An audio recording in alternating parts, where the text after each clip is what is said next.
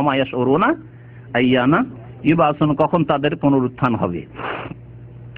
তো বলছেন আল্লাহ পাক রব্বুল আলামিন যে রাসূলদের মধ্য থেকে যাকে মনোনীত করেছেন, ওহী নিয়ে আসার জন্য মনোনীত করেছেন জিবরাইল আলাইহিস সালামকে, এবং ওহী প্রচারের জন্য মনোনীত করেছেন মুহাম্মদ সাল্লাল্লাহু আলাইহি সাল্লামকে। তাদেরকে গায়বের যে অংশ আল্লাহ পাক জানাবার প্রয়োজন মনে করেছেন তা জানিয়েছেন। ফাইন্নাহু ইয়াসলুকু মিন বাইনি ইয়াদাইহি ওয়া মিন খালফিহি রাসাদ, যখন গায়বের কথা জানিয়ে দিয়েছেন, এই গায়বের কথাগুলি যদি হেফাজত না হইতো, অর্থাৎ আল কোরআন নাজিল হচ্ছে, এর যদি সুরক্ষা না হেফাজত না হইতো, বোঝার চেষ্টা করব বিষয়টি, তাহলে হয়তো কি যখন কোরআন নাজিল হচ্ছে সেই সময় যদি হেফাজতের সাথে যদি পাহারা দিয়ে যদি নাজিল না করা হইতো, তাহলে সাইড থেকে শয়তান জিন শুনে নিত, আর শুনে নেওয়ার পরে দ্রুত এসে ওহী নাজিল করার আগে এসে গণককে বলে দিত, গণকও কোরআন আয়াত তিলাওয়াত করেছে। এদিকে মুহাম্মদ সাল্লাল্লাহু আলাইহি ওয়াসাল্লাম বলছেন আমার উপর আয়াত নাজিল হচ্ছে, আর তার আগে বা 10 কিলোমিটার 50 কিলোমিটার 200 কিলোমিটার দূরে বা অন্য কোনো দেশে গণক তেলাওয়াত করছে। আরে মুহাম্মদের কি বৈশিষ্ট্য, ওই কোরআন আয়াত তো আমি জানি। তাহলে আর নবী সাল্লাল্লাহু আলাইহি ওয়াসাল্লামকে কেউ বিশ্বাস করতো না, আর এই কোরআনের হেফাজত থাকতো না। কোরআন যেমন নবীর কাছে তেমন গণকের কাছে চলে যেত। এই জন্য আসমানি রাস্তাকে কঠোর পাহারা দিয়ে মলিয়াত হারাসান শাদীদান ওয়া সুহবা, ওই আয়াতগুলি স্মরণ করেন যে আল্লাহ পাক আসমানি রাস্তাকে একেবারে পাহারা দিয়ে সুরক্ষিত করে দিলেন। কোন জিন শয়তানকে উপর দিকে কোনো কথা শুনে, কোনো আয়াত শুনে দৌড় দিয়ে এসে কোনো গণককে শুনিয়ে না দিতে পারে।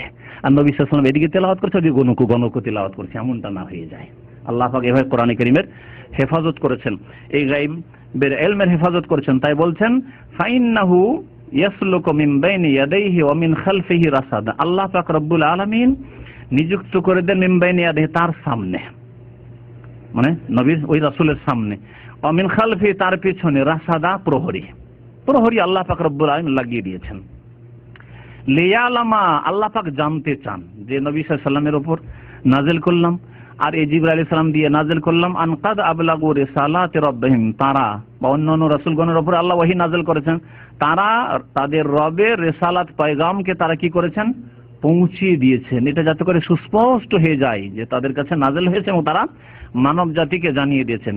ওয়া আহাতা বিমা লাদাইহিম, এবং আল্লাহ পাক রব্বুল আলামিন যা তাদের কাছে আছে, নবী রাসূলগণের কাছে যা কিছু আছে ইলম, সবকিছু আল্লাহ পাক পরিবেষ্টন করে আছেন, মানে ঘিরে আছেন। আল্লাহ জানেন না নবীদের কাছে যে ইলম আছে, নবীদের কাছে যে ক্ষমতা আছে, নবীদের কাছে যে বিদ্যা বুদ্ধি আছে, নবীদের কাছে যে কৌশল আছে, আল্লাহ সবকিছু ঘিরে আছেন, সবকিছু জানেন। ওয়া আহাতা বিমা লাদাইহিম ওয়া আহসা কুল্লা শাইইন আদাদা, এবং আল্লাহ পাক রব্বুল আলামিন সমস্তের সংখ্যা গুণে রেখেছেন, গণনা করে রেখেছেন। সবকিছুর গণনা আল্লাহর কাছে। এমন নয় যে কোটি কোটি মানুষ, আল্লাহ শুধু মানুষ না, জিন কি করে গণে রাখবেন, মখলুক কীট পতঙ্গ পাখি পশু কি করে গণে। ও আহসা কুল্লা শাইইন, আল্লাহ বলেননি যে আহসা কুল্লা ইনসানিন। আজকে একটি দেশের যখন পরিসংখ্যান শুরু হয়, গণনা শুরু হয়, মানুষ গণনা, তখন গণনা করে আনুমানিক তথ্য, তাই না? আল্লাহ বলছেন কুল্লা শাইইন, প্রত্যেক বস্তুকে আল্লাহ পাক রব্বুল আলামিন গুণে রেখেছেন। আল্লাহ পাক সবকিছুর ইলম রাখেন। ইন্নাল্লাহা আলা কুল্লি শাইইন কাদির ওয়া আহাতা বিকুল্লি শাইইন ইলমা, সমস্ত ইলম আল্লাহ পাক রব্বুল আলামিন রাখেন। এই হচ্ছে তাফসীর শেষ। তবে এখানে আর দু চারটি বিষয় আছে আপনাদেরকে বলেছিলাম, তা হচ্ছে যে সূরা জিন থেকে আমরা যা কিছু জানতে পারলাম, তার মধ্যে প্রথম বিষয় যেটি জানতে পারলাম সেটা হচ্ছে যে জিন একটি মখলুক আল্লাহর আছে, তার অস্তিত্ব আছে, এবং এই ঈমান রাখা ফরজ। কি জন্য ফরজ? হ্যাঁ, কারণ আল্লাহ পাক আল কোরআনে জিনের কথা বলেছেন। আপনি যদি জিন অস্বীকার করেন তাহলে কোরআনকে অস্বীকার করলেন। জিন নবী রাসূল নয়, এই হিসাবে বিশ্বাস নয়, কিন্তু জিনের কথা আল কোরআনে আল্লাহ উল্লেখ করেছেন বহুবার। আর আপনি যদি জিনকে অস্বীকার করেন, কারণ একদল মুসলিম, কাফেরদের কথা তো বাদ দেন, একদল মুসলিম গোমরাহ পথভ্রষ্ট হয়েছে, বলছে জিন শয়তান মানে হচ্ছে বাতিল শক্তি, জিন শয়তান মানে হচ্ছে দুষ্ট শক্তি। এইরকম কোনো সৃষ্টি নেই, আগুন থেকে সৃষ্টি হয়েছে এমন কোন মাখলুক আছে যে মাখলুকের নাম জিন, যাদেরকে আমরা দেখি না, ওরা আমাদের দেখে, এ বলে তারা বিশ্বাস করে না। তারা গুমরাহ এবং মুসলিম নয়, কারণ তারা কোরআনকে অস্বীকার করলো। আল্লাহ বলেন উহিয়া ইলা আন্নাহু ইসতামা নাফারুম মিনাল জিন, জিন ওমা খালাকতুল জিন্না ওয়াল ইনসা ইল্লা লিয়াবুদুন, আমি মানুষ এবং জিনকে ইবাদতের জন্য সৃষ্টি করেছি। তাহলে জিনের অস্তিত্বকে বিশ্বাস করা ফরজ। 2 নম্বর কথা, যে রাসূলুল্লাহ সাল্লাল্লাহু আলাইহি ওয়াসাল্লাম যেমন মানুষের জন্য প্রেরিত হয়েছিলেন, তেমনি জিনের জন্য প্রেরিত হয়েছিলেন, যাতে জিনেরা ইসলাম গ্রহণ করলো এবং জাতিকে দাওয়াত দেওয়া শুরু করলো। এই সূরাতে আরো জানতে পারলাম যে জিনদের ব্রেন বুদ্ধি রয়েছে, শুধু আমরাই বুদ্ধিমান আর খুব পটু পণ্ডিত নয়, জিনদের ব্রেন বুদ্ধি রয়েছে এবং এই ব্রেন বুদ্ধিকে কাজে লাগিয়ে কোরআন শুনতেই তারা দ্রুত ঈমান নিয়ে আসলে ইসলাম কবুল করলো। আল্লাহ পাক রব্বুল আরো জানতে পারলাম এই সূরা দিয়ে যে আল্লাহ পাক রব্বুল আলামিন বান্দার ওপর কত গুরুত্ব দিয়েছেন, বান্দার ঈমানের হেফাজত করার জন্য, বান্দাকে হিদায়াত করার জন্য আল্লাহ কত যে গুরুত্ব দিয়েছেন, যে তাদের জন্য রাসূল প্রেরণ করেছেন, তাদের জন্য ওহী করেছেন এবং এই ওহীকে হেফাজতের জন্য ব্যবস্থা, শুধু ওহী নাযিল করেননি, ওহীকে হেফাজতের জন্য জিনদের ওপর দিকে যাওয়ার রাস্তা বন্ধ, যাতে করে কোরআন হেফাজতের সাথে নবী সাল্লাল্লাহু আলাইহি ওয়াসাল্লামের উপর নাযিল হয়। এই সূরাতে আরো জানতে পারলাম যে জিনেরা কোরআনে কারীম রাসূলুল্লাহ সাল্লাল্লাহু আলাইহি ওয়াসাল্লাম থেকে শোনার জন্য কত আগ্রহী হয়ে উঠেছিল। সুতরাং জিন যদি এত আগ্রহী হয় তাহলে জিন চাইতে শ্রেষ্ঠ জাতি আমরা। লাকাদ খালাকনাল ইনসানা ফি আহসানি তাকওয়িম, আল্লাহ উত্তম অবয়বে ইনসানকে সৃষ্টি করেছেন, তাহলে জিন চাইতে আমরা সুন্দর, জিন চাইতে আমরা বুদ্ধিমান। তাহলে আমাদেরকে কতটুকু যত্ন নেওয়া উচিত কোরআনে কারীমের শিক্ষা দীক্ষার ক্ষেত্রে, কোরআনে কারীমের দাওয়াতের ক্ষেত্রে, কোরআনে কারীমের প্রচারের ক্ষেত্রে, কোরআনে কারীমের খেদমতের ক্ষেত্রে, কোরআনে কারীমের জীবনের প্রতিটি ক্ষেত্রে, বাস্তবায়নের ক্ষেত্রে, কোরআনে কারীম দিয়ে বিচার করার ক্ষেত্রে।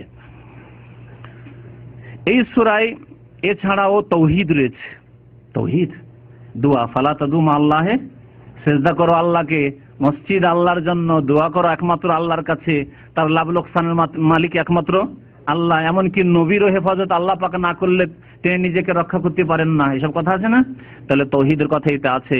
এতে শিরক থেকে সতর্ক করা হয়েছে, ওয়ালা নুশরিকা বিরাব্বিনা আহাদা, শিরক করব না, এসব শিক্ষা দেওয়া হয়েছে। এছাড়াও বহু জ্ঞান এই সূরায় রয়েছে। এই সূরার শেষখানে যেটি আছে সেটি হচ্ছে ইলমে গায়ব। ইলমে গায়ব যা বললাম, ইলমে গায়ব একমাত্র কার কাছে আছে? আল্লাহ পাক রব্বুল আলামিনের কাছে। আল্লাহ পাক বলছেন মাফাতিহুল গায়ব ওয়া ইনদাহু মাফাতিহুল গায়ব, আল্লাহ পাকের নিকটে গায়বের চাবি রয়েছে।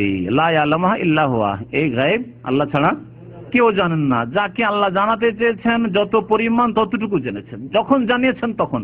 তারপরে এমন কোনো ক্ষমতা নেই যে যখন ইচ্ছা তখন জেনে নিলাম, অথবা সবকিছু যেমন আল্লাহ জানছেন তেমন অমুক জানছেন। হ্যাঁ, এইরকম আকীদা কেউ যদি রাখে যে নবী সাল্লাল্লাহু আলাইহি ওয়াসাল্লাম তার কবর থেকে উম্মতের হাল সম্পর্কে ওয়াকিফ হাল জানছেন, আর কে ভালো আমল করলো না করলো, আব্দুর রহমান কি করলো, আব্দুল্লাহ কি করলো, আত্মীয় স্বজন কি করলো, আমার বংশের লোকেরা কি করলো জানতে পারছেন, আউযু বিল্লাহ, হচ্ছে শিরক। আল্লাহ পাক রব্বুল আলামিন যেন বুঝার তৌফিক দান করেন, আমল করার তৌফিক দান করেন। আল্লাহ পাক যেন গুনাহ খাতা মাফ করে দেন, নেক আমলের তৌফিক দান করেন। আল্লাহ পাক আমাদের পেরেশানি যেন দূর করে দেন, আল্লাহ আমাদের দুনিয়া এবং আখিরাতে যেন সুখী করেন। সাল্লাল্লাহু আলা নবিয়িনা মুহাম্মদ ওয়া আলা আলিহি ওয়া সাহবিহি আজমাইন।